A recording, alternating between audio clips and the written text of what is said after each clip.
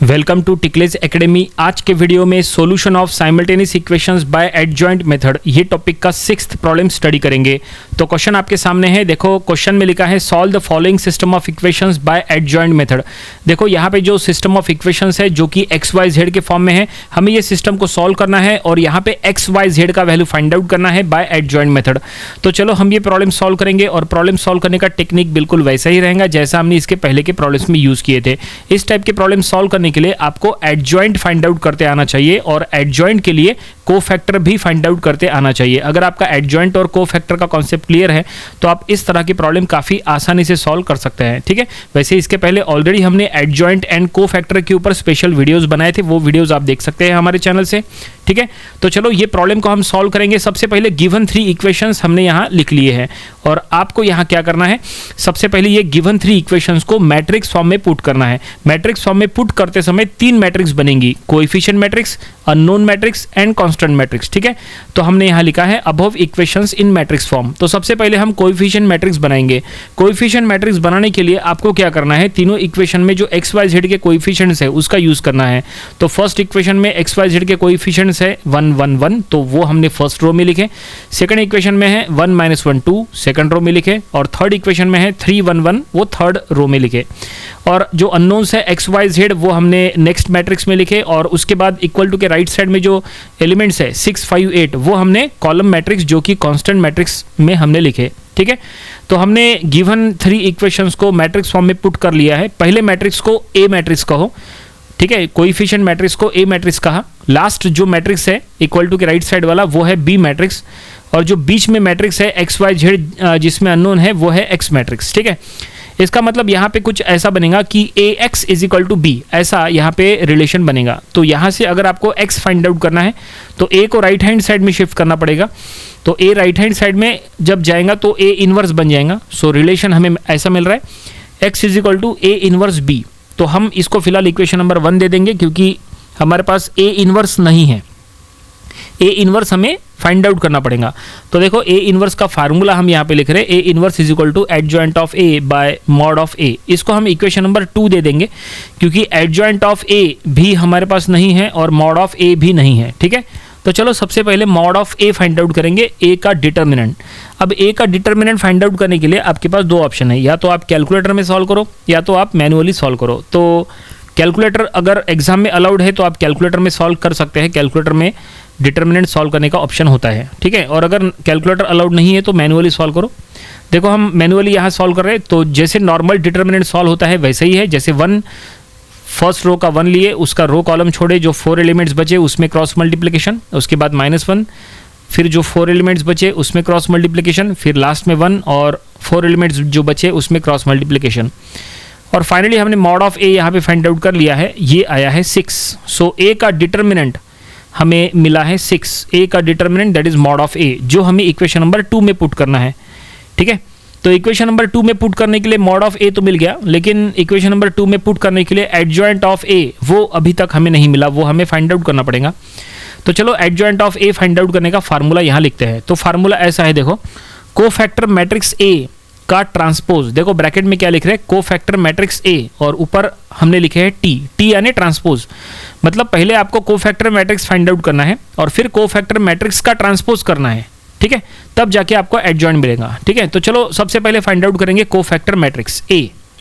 सो ए matrix का cofactor matrix कैसे find out करते हैं जरा ध्यान से देखिए। उसके लिए आपको ए मैट्रिक्स को साइड में लेना है। देखो ये हम ए मैट्रिक्स को यहाँ साइड में लेके रफ वर्क आपको बताएंगे। देखो ओके, अब ये ए मैट्रिक्स में 9 एलिमेंट्स है तो टोटल 9 कोफैक्टर निकलेंगे। तो देखो पहले एलिमेंट का कोफैक्टर, तो 1 का कोफैक्टर निकालने के लिए 1 का रो कॉलम छोड़ो, जो 4 एलिमेंट्स बचे उसमें क्रॉस मल्टीप्लिकेशन करो, आंसर आएगा -3। उसके बाद नेक्स्ट एलिमेंट है 1, उसका रो कॉलम छोड़ो, जो 4 एलिमेंट्स बचे उसमें क्रॉस मल्टीप्लिकेशन करो, आंसर आएगा -5।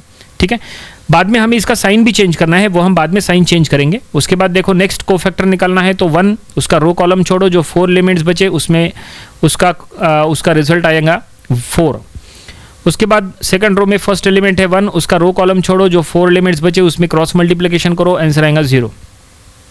उसके बाद सेकंड रो में सेकंड एलिमेंट है -1, उसका कोफैक्टर निकालना है, तो उसका रो कॉलम छोड़ो, जो 4 एलिमेंट्स बचे उसका क्रॉस मल्टीप्लिकेशन करो, आंसर आएगा -2। इसी तरह से आपको सभी के सभी एलिमेंट्स, जो 9 एलिमेंट्स है, सभी एलिमेंट्स के आपको कोफैक्टर निकालना है।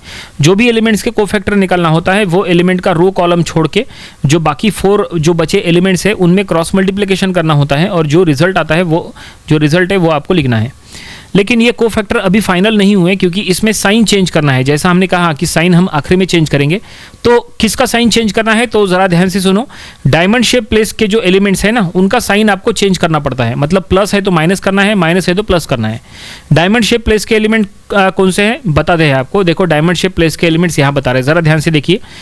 ये जो यहाँ पे मिले हैं, ये फर्स्ट एलिमेंट -5, दूसरा -2, तीसरा 1 और चौथा 0। ये जो प्लेस पे है ना, वो प्लेस के एलिमेंट्स, इनको डायमंड शेप प्लेस एलिमेंट्स बोलते हैं। ठीक है, -5, -2, 1 और 0। आपको क्या करना है, इनका साइन चेंज करना है। मतलब देखो -5 का माइनस हटा दो, -2 का माइनस हटा दो और 1 में माइनस लगा दो। ठीक है, तो साइन चेंज करना है। देखो हम यहाँ पे साइन चेंज कर रहे हैं। -5 का माइनस हटाए, -2 का माइनस हटाए और 1 जो प्लस में था उसको माइनस में कर लिए और फिर 0। ठीक है, तो फाइनली साइन चेंज करने के बाद अब ये जो हमें मैट्रिक्स फॉर्म में मिला है ना, तो ये है कोफैक्टर मैट्रिक्स। ये है कोफैक्टर मैट्रिक्स। अब हमें इसका ट्रांसपोज करना है। ट्रांसपोज करते समय आपको क्या करना है, रो और कॉलम का प्लेस एक्सचेंज करना है। मतलब जो एलिमेंट्स रो में है वो कॉलम में लिखना है और जो कॉलम में है वो रो में लिखना है। ठीक है, तो देखो फर्स्ट रो के एलिमेंट्स फर्स्ट कॉलम में लिखे, -3, 5, 4 फर्स्ट कॉलम में आ गए, सेकंड कॉलम में आ गए 0, -2, 2 एंड थर्ड कॉलम में आ गए 3, -1, -2। ठीक है, रो के एलिमेंट्स हमने कॉलम में लिखे। तो फाइनली ये हमने adjoint of A find out कर लिए। अब आपको क्या करना है, इसको उठा के इक्वेशन नंबर 2 में पुट करना है। चलो इक्वेशन नंबर 2 में पुट करेंगे जिससे हमें ए इनवर्स मिल जाएगा। So A inverse is equal to, denominator में मॉड ऑफ ए आना है, तो मॉड ऑफ ए का वैल्यू जो 6 है वो हमने बाहर निकाल लिए, जो कि हो गया 1/6।